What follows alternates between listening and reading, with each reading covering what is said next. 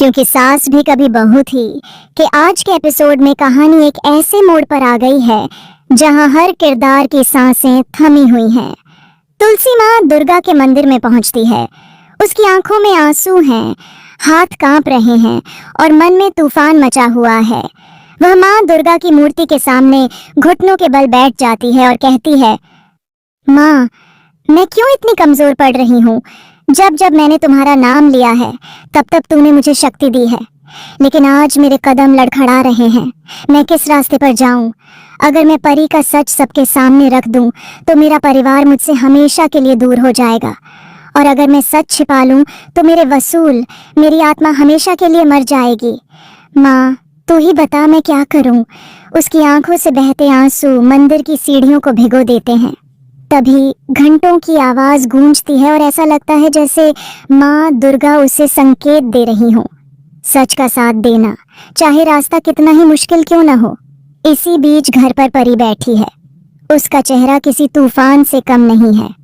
उसने अपनी माँ तुलसी को सब सच बता दिया है। आंखें झुकी हुई हैं लेकिन आवाज में बगावत है।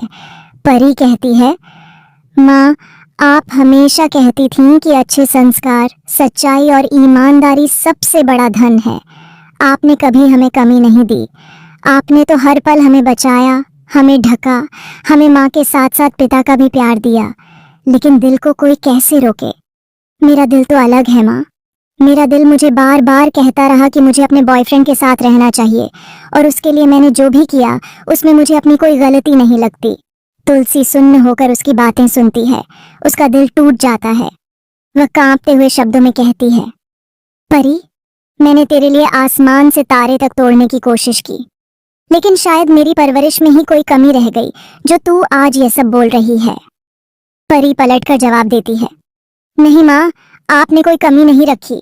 आप तो हम पर अपनी जिंदगी न्यौछावर कर देती थीं। एक छींक आती थी तो आप अपने सिर पर दोष ले लेती थीं। लेकिन माँ, सबका दिल अलग होता है। मेरा दिल आपके जैसा नहीं। मेरा दिल कहता है कि प्यार के बिना जिंदगी अधूरी है। और हाँ, मेरे प्यार में शायद गुनाह हो, लेकिन यह गुनाह मैं बार बार करूंगी। तुलसी की आंखें भर आती हैं। उसकी सांसें भारी हो जाती हैं। इधर दूसरी ओर कोर्ट में जाने का दिन आ चुका है। घर का माहौल भारी है।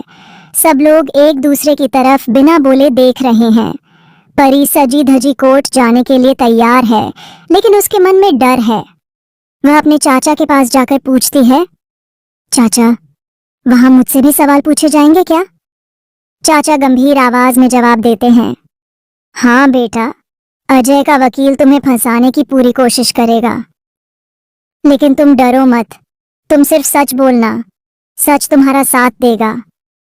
परी कहती है, सब लोग मेरे साथ हैं, लेकिन मुझे लगता है कि मम्मा मेरे साथ नहीं हैं। उन्होंने अब तक मेरा हाथ नहीं थामा। क्या सच में वह मेरा साथ छोड़ देंगी? चाचा उसे दिलासा देते हैं, लेकिन खुद भी चिंतित हैं। इधर तुलसी अपने कमरे में बैठी है। दरवाजा खटखटाने की आवाज आती है। उसके देवर अंदर आते हैं और कहते हैं, भाभी, आपको कोर्ट चलना ही होगा।